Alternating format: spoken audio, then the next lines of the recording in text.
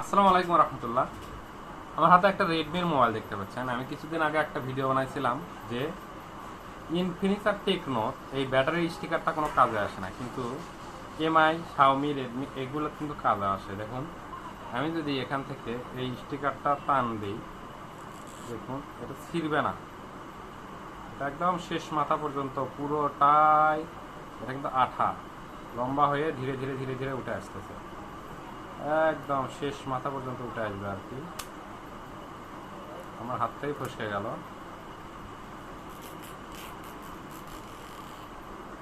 এই যে দেখুন, ব্যাটারি কিন্তু অটোমেটিক উঠে আসছে। আর এই যে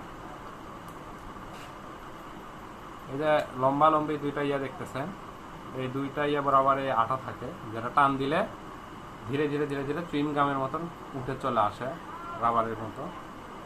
আর অন্যান্য যেগুলো ব্র্যান্ড আছে, টেকনো, ইনফিনিক্স, আরও যারা যারা আছে, কোনোটাতে এই স্টিকারটা কাজ করে না।